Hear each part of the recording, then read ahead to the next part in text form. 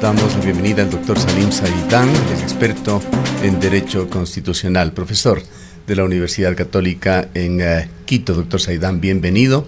Estos nombramientos que se han dado aquí en la provincia de La Suay y que se han dado en el país podrían ser los últimos, tras la decisión de la Corte Constitucional que decidió que un artículo de la Ley de Apoyo Humanitario que daba justamente la posibilidad de estos nombramientos definitivos al personal médico, que tantos comentarios positivos recibió durante la parte más delicada, más grave de la pandemia, puede integrarse con un trabajo fijo en el área de la salud aquí en el país.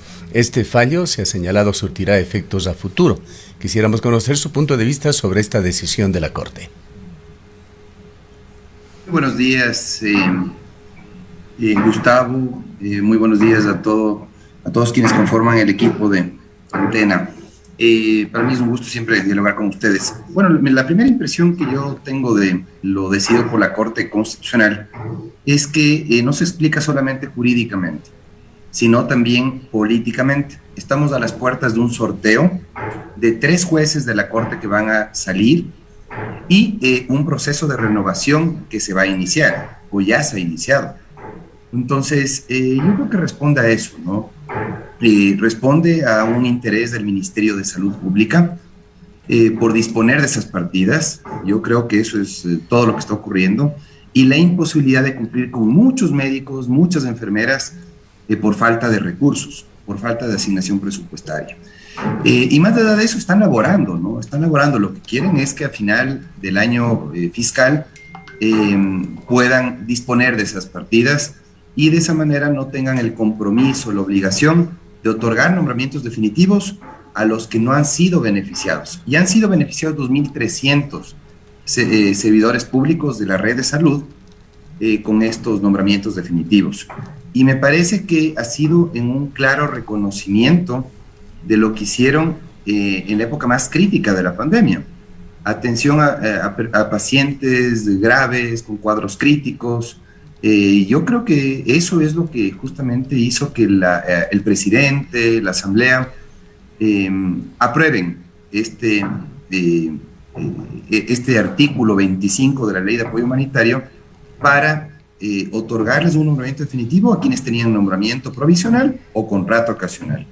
Entonces yo creo que esta es una afrenta a los médicos, es una afrenta al equipo médico que laboró en la época COVID y que en un justo reconocimiento tenían derecho a ese nombramiento. Entonces yo veo más que en este caso la Corte Constitucional ha adoptado una posición súper legalista. El artículo 228 de la Constitución de la República, si bien menciona que el ingreso al servicio público se realiza mediante concurso de méritos de oposición, agrega que es en la forma en que determine la ley. Y la Ley de Apoyo Humanitario contempló que se convoque los concursos y se declare ganadores automáticamente a quienes trabajaron en área COVID, punto. Yo no veo transgresión a la Constitución. Lo que yo sí veo es una insensibilidad, una decisión absolutamente injusta para un personal médico que expuso sus vidas para atendernos a nosotros. Doctor Saidán, muy buenos días.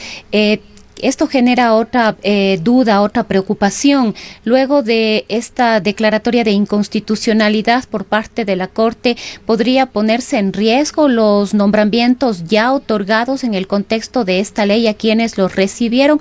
Acabábamos precisamente de entregar información al respecto. Con la presencia de la ministra se hizo la entrega de algunos nombramientos y se advertía que para el mes de noviembre se iban a entregar alrededor de 1,000 nombramientos adicionales a los médicos y médicas que estuvieron al frente de la pandemia en las distintas casas de salud. ¿Esto podría estar en riesgo? ¿Quienes recibieron ya su nombramiento en el contexto de esta ley podrían verse perjudicados? Los 2.300 funcionarios públicos que han recibido esos nombramientos definitivos no tienen que estar preocupados. Eso sí hay que aclararle a la ciudadanía, particularmente al personal médico que ya ostenta este nombramiento definitivo, porque el punto resolutivo 3 de la sentencia de la Corte Constitucional dice que lo dispuesto en esta sentencia surtirá efectos a futuro, ¿sí? y no tendrá efecto respecto a los concursos de méritos de oposición que ya se efectuaron. Y eso porque la Corte Constitucional invoca justamente un principio, que es el principio de presunción de constitucionalidad. Es decir, mientras una disposición no ha sido demandada como inconstitucional, no ha sido declarada como tal, permanece en vigencia, se presume constitucional y puede ser aplicada. Entonces es lo que ocurrió justamente durante todo este tiempo, año y medio casi, en que se aplicó el artículo 25 de la Ley de Apoyo Humanitario. Entonces no afecta a quienes ya tienen nombramiento definitivo, pero sí queda la duda de qué pasará con algunas causas que están pendientes de resolución en las cortes azuayas, en las cortes de todo el país, ¿no? ¿Qué va a pasar? ¿Qué posición van a adoptar los jueces? ¿Van a seguir el lineamiento de la Corte Constitucional? Porque yo creo que hay opiniones divididas, especialmente en Azuay. Yo he visto que hay algunos jueces garantistas que no se han apegado a la literalidad del artículo 228 y no lo han interpretado en el sentido de que se tiene que participar en un concurso en igualdad de condiciones con el resto de médicos que quieren ingresar al servicio público. Para mí se hace un trato diferenciado con una justificación más que razonable. Es reconocer a quienes trabajaron en área COVID. Entonces, sí hay que darles la tranquilidad a quienes ya tienen nombramiento porque ellos no serán afectados. En general, doctor Saidán, hemos observado que la Corte Constitucional ha sido consecuente con aspiraciones ciudadanas, en muchos casos en contravía con políticas del poder de turno. Pero en esta ocasión la situación ha sido diferente, se ha cedido, le preguntamos alineamientos del gobierno, previendo también ese escenario que se generará en el marco de la renovación parcial de la Corte Constitucional. Realmente, es una lectura correcta, porque considero que en este caso el principal interesado en que se declare la inconstitucionalidad de este artículo que le reconocía el derecho al nombramiento definitivo a quienes atendieron en área COVID era el Ministerio de Salud Pública, que ha sido demandado en innumerables ocasiones en todo el país, justamente porque no había cumplido con la convocatoria a concurso y con la entrega del nombramiento definitivo a ese grupo de profesionales de la salud que habían laborado en área COVID y que tenían nombramiento provisional o contrato ocasional. Entonces, sorprende la posición que ha asumido la Corte luego de un historial de malabares interpretativos, y perdón que lo señale de esa manera, pero eso es lo que pasó, por ejemplo, en el caso del matrimonio igualitario. El juez Ramiro Ávila, juez ponente de esa sentencia, justamente hacía interpretaciones forzadas para alterar el contenido del artículo 67 de la Constitución que definía lo que era el matrimonio. Resulta que ahí hablaba del principio pro homine, ahí hablaba del bloque de constitucionalidad, ahí hablaba del control de convencionalidad, y resulta que ahora que tenía la oportunidad de aplicar esos malabares interpretativos que él acostumbra, no lo hace, y él, siendo el ponente, habiendo escrito libros sobre la utopía de los oprimidos, habiendo sido crítico siempre del poder y habiendo tenido una historia de defensa de los derechos, en este momento les da la espalda a los médicos, diciendo que los otros médicos tienen el mismo derecho a participar en estos concursos y por qué tienen esa ventaja los médicos que han trabajado en área COVID. Bueno, yo creo que lo que tuvieron que pasar en las áreas en el área de cuidados intensivos particularmente, creo que justifica ese trato privilegiado que la ley de apoyo humanitario les había dado a esos médicos y enfermeras. Entonces, sorprende la posición que ha asumido la Corte después de haber hecho varias interpretaciones en otros casos que resultaban súper forzadas. ¿Por qué en este caso se volvieron legalistas, poco garantistas y sobre todo no tutelan los derechos de los médicos que tienen que tenían el derecho, valga la redundancia, de aspirar a una estabilidad laboral luego de haberse jugado sus vidas por salvar las nuestras? Pasando a otro tema, doctor Saidán, es conocido por todos los ecuatorianos y por nuestros oyentes la compleja situación que se ha generado en las últimas 2 semanas del gobierno de Guillermo Lasso, que se ha complicado aún más con la publicación de los denominados Pandora Papers. El gobierno reaccionó nuevamente el día de ayer, una tercera presentación pública del presidente, señalando que abre las puertas para todo tipo de investigación, venga de la Fiscalía o venga de la legislatura.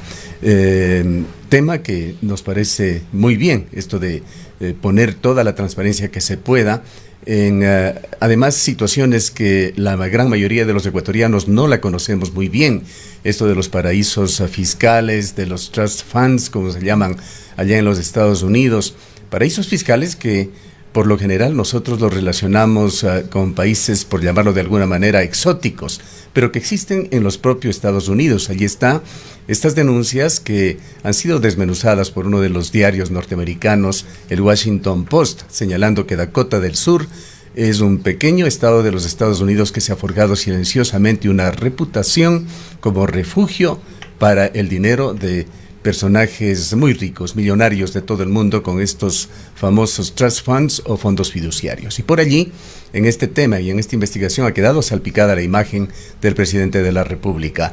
Quisiéramos conocer su punto de vista sobre la importancia o no de este tema, pues hay posiciones muy divergentes de quienes creen que simplemente se pretende hacer daño al presidente Guillermo Lasso, o es necesario para el bien del país, para la propia fortaleza del gobierno, que este tema se aclare plenamente.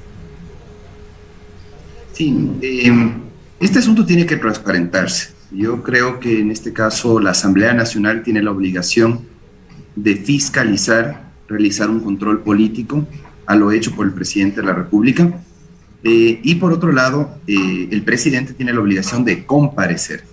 No me pareció una estrategia adecuada de parte de los asesores del presidente de la República enviar comunicados a la Comisión de Fiscalización, invitando a que ellos dispongan su comparecencia cuando ellos tienen que cumplir con su obligación. No hacía falta que el presidente les invite a hacer algo que tienen que cumplirlo por obligación constitucional. Y por otro lado también, la Contraloría, ¿no? La Contraloría también tendrá que efectuar un control gubernamental de todo lo realizado por el presidente de la República. Ahora, ¿fue constitucional el requisito que se estableció de no tener paraísos fiscales? Para mí no lo fue. ¿Por qué razón? Porque yo creía que el artículo 142, me parece, de la Constitución es claro cuando se habla de los requisitos para acceder al cargo de presidente de la República, y en ninguna parte habla de no tener paraísos fiscales. Lo que se estableció hace algunos años para mí fue contrario a la Constitución.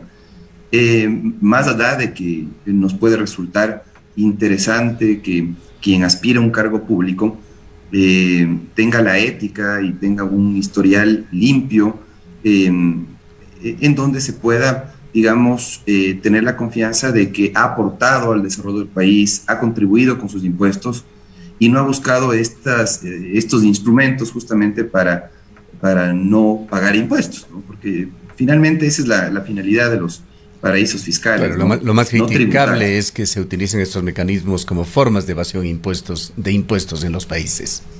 Sí, totalmente. Entonces, sí es algo cuestionable desde la ética. Yo creo que el presidente de la República no cometió ninguna inconstitucionalidad, ninguna ilegalidad.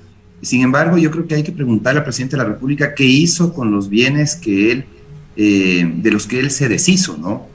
Porque yo creo que ahí viene la gran pregunta que hay que hacer al presidente de la República.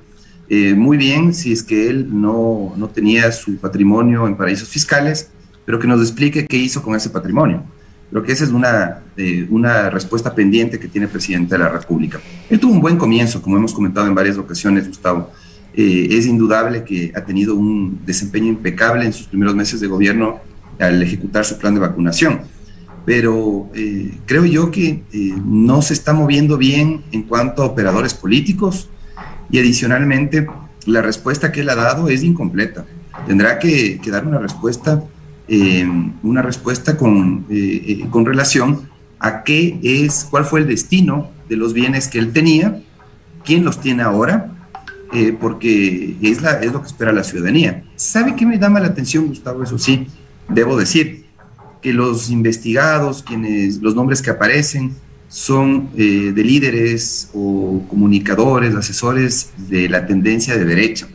Jaime Durán Barba, Guillermo Lasso en nuestro país, Sebastián Piñera, por ejemplo, en Chile, principalmente personas de la derecha. A mí me llama la atención. ¿Por qué le digo esto? Porque sospecho yo que hay una estrategia no solamente nacional, sino a nivel internacional, con actores externos que quieren desestabilizar al gobierno algunos gobiernos de derecha de la región. Así como acá hemos visto que toda la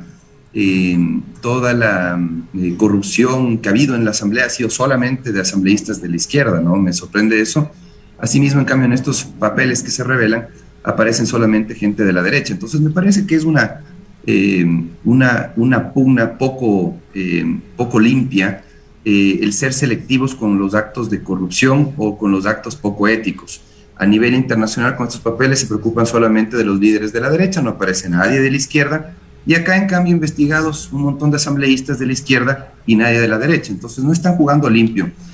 ¿Pondría usted en duda allí la investigación, la independencia de la investigación del Consorcio Internacional de Periodistas? De hecho, usted lo conoce, que hay diarios y medios de comunicación de los más prestigiosos del mundo. El Faro, por ejemplo, un medio de comunicación muy perseguido en su país, me parece que es en El Salvador, en Centroamérica, está dentro de esta investigación. Está el diario La Nación de Buenos Aires, un diario de gran reputación a nivel mundial, por no hablar de Guardian, de Deutsche Welle, la BBC, etcétera. Sí es, digamos, un tema que vale la pena analizarlo, pues sería muy grave que medios de comunicación de gran credibilidad, el Washington Post adicionalmente, dirijan de alguna manera estas investigaciones con un peso político. Y yo creo que hay grupos de poder político y económico que podrían haber contaminado esa investigación, que tal vez inició de manera digamos, muy apegada a la ética, ¿no? Yo no discuto la credibilidad que tienen esos medios de comunicación, y bien lograda. No pongo en duda eso. Sin embargo, sí me llama mucho la atención la selectividad. Insisto, la selectividad a nivel nacional en la investigación de actos de corrupción de asambleístas de izquierda, de la izquierda democrática y de Pachacutic solamente. Nadie del Partido Social Cristiano, nadie de Creo. Y a nivel quizá habría que ver la investigación en todo su contexto, porque los diarios, los medios de comunicación, de hecho, van resaltando lo que es importante para sus comunidades, para sus lectores, para cada país. En eso a lo mejor nos está faltando el panorama global de la investigación. Cabe mencionar que aquí en Ecuador, por ejemplo, se ha destacado con el medio participante en esta investigación, Diario del Universo, la situación de Jorge Cherres, vinculado al caso Ispol, también de Juan Rivas, que fue gerente de Seguro Sucre. Efectivamente, Gustavo, tiene toda la razón. Acá, inclusive la contraparte nacional, el Universo, claro, es un diario de mucha credibilidad, de una trayectoria importante. Insisto, creo yo que hay que analizar a fondo y también realizar una investigación a fondo de quienes han realizado esta investigación, porque, insisto, me parece que ha sido selectiva. Y habrá que indagar a fondo por qué razón no aparecen otras personas en donde personas vinculadas con la izquierda latinoamericana, en donde seguramente también hay malos elementos, ¿no? Yo creo que la tendencia de la izquierda y de la derecha tienen militantes que sin duda tienen actuaciones impresentables, poco éticas, están salpicados con actos de corrupción. Lo importante es que sea transparente todo. Gracias a los medios de comunicación, muchas veces nos enteramos de ciertas actuaciones que no son transparentadas por los organismos de control a nivel nacional. Eso hay que agradecer a los medios de comunicación, sin duda, que han acompañado la gestión de lo público, han difundido cuestiones que no han sido capaces de difundir las instituciones del Estado. Pero creo yo que hay que investigar a quienes investigaron estos papeles. Ahora, doctor Saidán, quizás un tema importante en este contexto es esa separación aparente que existe entre lo que es legal y lo que podría ser ética y moralmente cuestionable. Y eso tiene mucho que ver con con estas filtraciones de los Pandora Papers o el uso que le damos en este caso a las offshore o este tipo de instancias en las que que además no son ilegales. En el mundo es legal, no sabemos si legítimo, ahí está el debate y la discusión de utilizar esto. Pero en otros lugares hemos visto que actuaciones que están en contra de hechos éticos, morales, ha llevado en este caso a personas que están en la palestra pública a poner por vergüenza su renuncia. Jamás hemos visto eso en nuestro país y nos justificamos diciendo que aunque sea ética y moralmente cuestionable, es legal. Tener activos secretos en paraísos fiscales, utilizar sociedades en el extranjero con ciertos privilegios fiscales, en algunos países no es ilegal efectivamente, pero es poco ético. Y eso creo que así lo vemos al menos la mayoría de los ciudadanos, ¿no? Pero hay mucha opacidad en estas estructuras, ¿no? Y también parecería que se pone en evidencia un doble discurso. ¿Y en qué consiste el doble discurso? Mientras yo exijo que los contribuyentes aporten al fisco con sus impuestos, que paguen puntualmente los impuestos, que no los evadan, yo prácticamente estoy poniendo a buen recaudo mi patrimonio en paraísos fiscales para no aportar aquí en el país. Es impresentable que un presidente de la República, es impresentable que un asesor, por ejemplo, como el mencionado, pueda hablar de ética pública cuando en sus actos riñen con esa ética, ¿no? Entonces, sin duda, más allá de la ilegalidad, creo yo que es poco ético hacerlo. Yo en eso coincido. Ahora, la Organización de Naciones Unidas, me parece, para la Cooperación y el Desarrollo Económico, la OCDE, identifica, ¿no?, como paraísos fiscales, ¿sí?, aquellos lugares que tienen impuestos mínimos, ¿sí?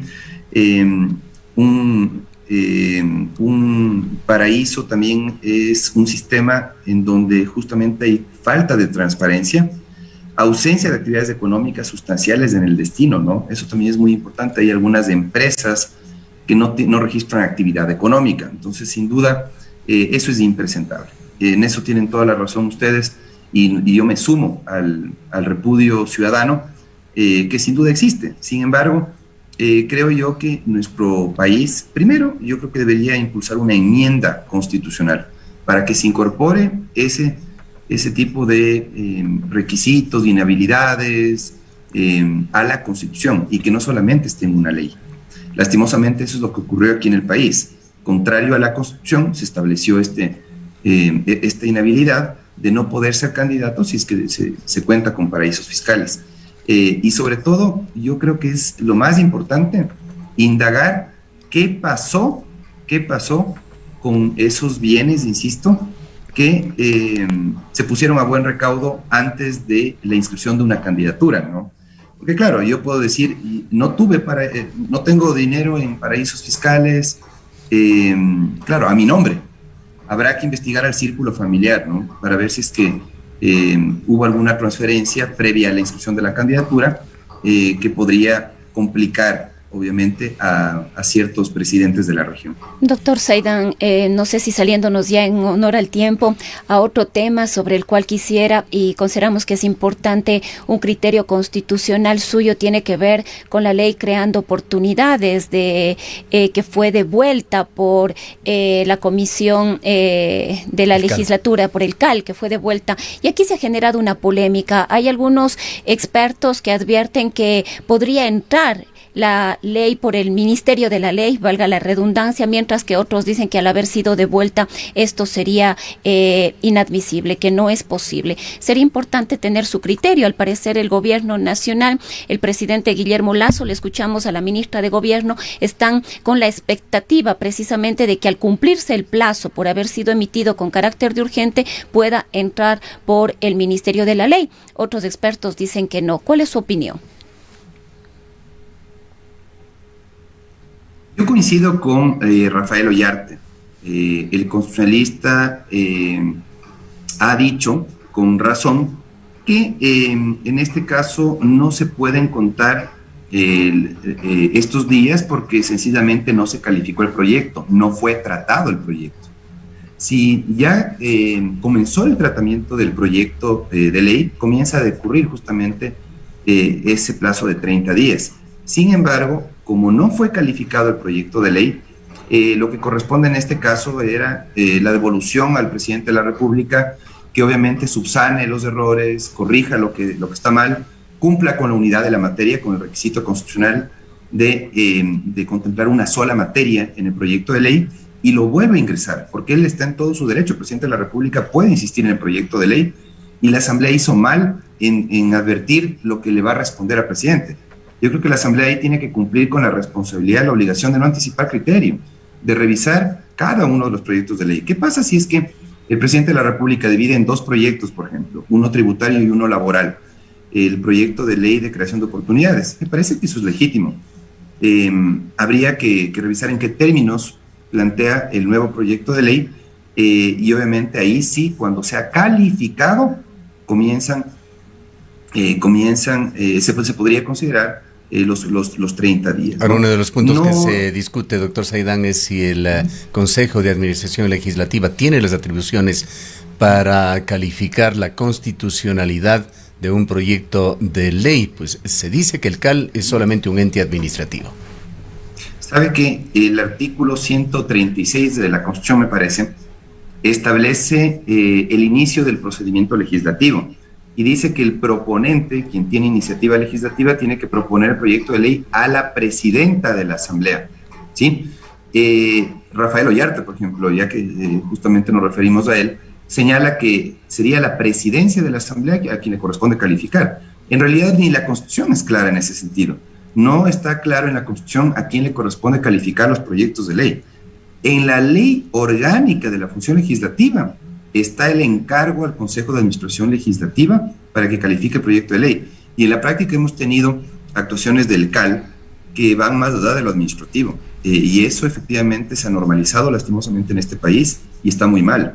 Hay que replantearnos cuál es el rol del CAL para que no entre a decidir cuestiones que no le competen. Sin embargo, en este caso, el sustento está en la ley. El sustento está en la ley, no en la Constitución. Eso sí hay que decirlo. El CAL no tiene por qué calificar proyectos de ley de acuerdo a la Constitución, pero tiene la competencia de hacerlo de acuerdo a la ley orgánica de la función legislativa. ¿Ve usted en el universo de posibilidades algún chance de que el gobierno pueda optar por ese camino, intentar que esta ley sea aprobada, perdón por la redundancia, por el Ministerio de la Ley? Yo veo más probable el escenario de que se produzca la muerte cruzada. Y la muerte cruzada, Gustavo, yo le diría, si el presidente decide disolver la Asamblea o si la Asamblea decide destituir al presidente. No sé si usted ha visto la recomposición de fuerzas, pero parecería que ya hay un grupo mayoritario en la Asamblea Nacional, ¿sí?, que yo creo que puede alcanzar los 2/3 de la Asamblea, que inclusive podrían activar el procedimiento de muerte cruzada desde la Asamblea. Entonces, mire lo que pasaría si es que el presidente es el que disuelve la Asamblea. La Asamblea se disuelve, no hay Asamblea a la cual presentar proyectos de ley de urgencia económica y el presidente puede expedir decretos, leyes de urgencia económica, obviamente pasando por la revisión de la Corte Constitucional. Entonces, yo creo que ese escenario le conviene al presidente, disolver la Asamblea Nacional si los números le favorecen, si el cálculo electoral le favorece para enfrentar una elección presidencial y una elección legislativa, para tener más asambleístas y él también optar por, digamos, contar con el favor popular, ¿no? Entonces yo creo que si es que el presidente de la República está seguro que puede ganar la elección presidencial y va a obtener un bloque legislativo representativo, debería pensar en la muerte cruzada. Lo que yo veo es que tampoco está clara, ¿no?, la causal para disolver la Asamblea. En realidad existió falta de tratamiento o un error de los asesores del presidente. Yo creo que Fabián Pozo, yo lo aprecio mucho, Fabián Pozo, el secretario jurídico de la presidencia, pero creo que se equivocó. creo que asesoró mal al presidente al colaborar en la preparación de este proyecto de ley sin cumplir con la unidad de materia. Entonces no es que el CAL hizo mal en no calificar el proyecto de ley, yo creo que tenía toda la razón de no calificarlo por unidad de materia. Tal vez algunos piensan que fue justamente una estrategia para ir a estos mecanismos de democracia directa. Claro, estaban preparando el terreno para alegar obstrucción por parte de la Asamblea, obstrucción sobre todo a la ejecución del Plan Nacional de Desarrollo, que es una de las causales para aplicar la muerte cruzada, disolver la Asamblea, y seguramente también estarán haciendo cálculos electorales para saber cuál podría ser el comportamiento electoral al momento de enfrentar estas elecciones anticipadas en el ámbito presidencial y legislativo. Un tema final que quisiera pedirle una opinión, doctor Saidán. El día de ayer el embajador de Estados Unidos se ha referido al tema carcelario en Ecuador y él en sus declaraciones deja claro que hay poderosas fuerzas exógenas de fuera del país que estarían interviniendo en esto. Usualmente los embajadores norteamericanos están muy bien informados. Por supuesto, intentan sacar adelante también los intereses de su nación. Pero esto genera una situación, digamos que muy grave, muy delicada, que tiene que enfrentar Guillermo Lasso. Está realmente combatiendo a poderosísimas mafias. Por otra parte está el tema humanitario de las cárceles. Aquí en Ecuador, sobre los asesinados, 119 personas, no han quedado ni siquiera nombres, se conocen muy pocos de los nombres de quienes murieron, no hay rostros, no hay historias. La parte humanitaria es sumamente delicada. Muchos de estos ciudadanos no son parte de las mafias, eso se conoce. Algunos de ellos fueron o estuvieron presos por delitos menores, otros se encontraban sin sentencia. Sí vale la pena, digamos que meditar un poco desde la ciudadanía sobre el tema carcelario. Se trata, por supuesto, de tener cárceles bajo control de las autoridades, pero está de por medio también el tratamiento desde el punto de vista humanitario de la crisis carcelaria. Al presidente Lasso le recomendaría que reforce tres frentes. El de seguridad, por un lado, ¿sí? Por otro lado, yo le recomendaría que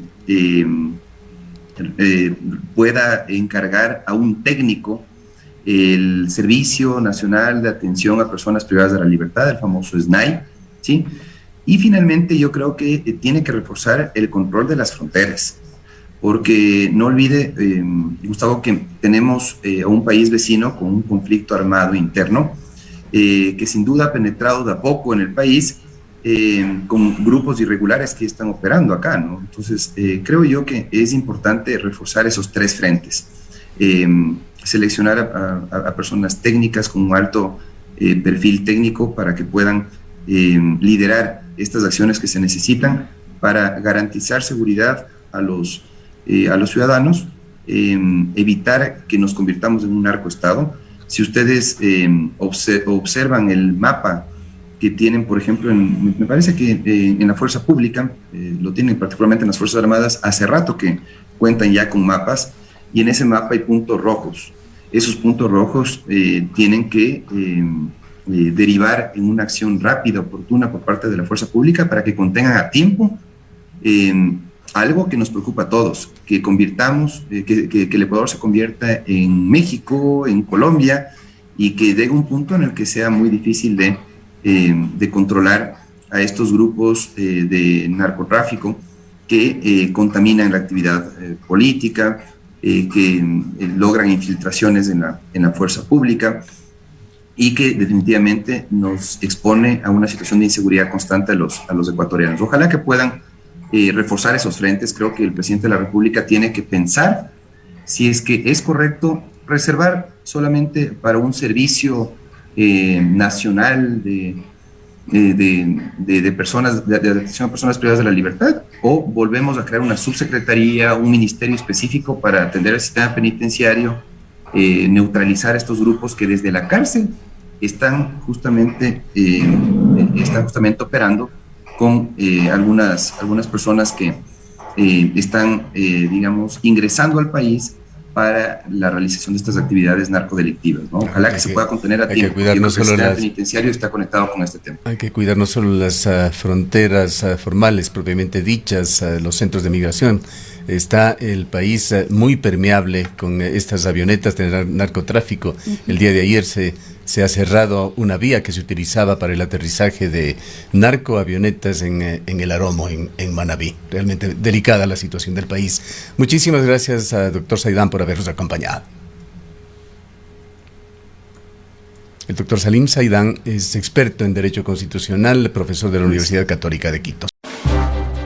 Cuenca, año 2050. Cuando la contaminación y la escasez de agua son problemas en todo el mundo, en Cuenca, Ecuador, todavía se vive tan bien como hace 30 años. Esto gracias a que los cuencanos tomaron decisiones correctas, como la construcción del proyecto hidroeléctrico Soldados Yanuncay, que ha generado 22 megavatios de energía limpia, reguló el caudal del río Yanuncay y garantizó el agua potable para Cuenca y agua de riego para San Joaquín y Baños.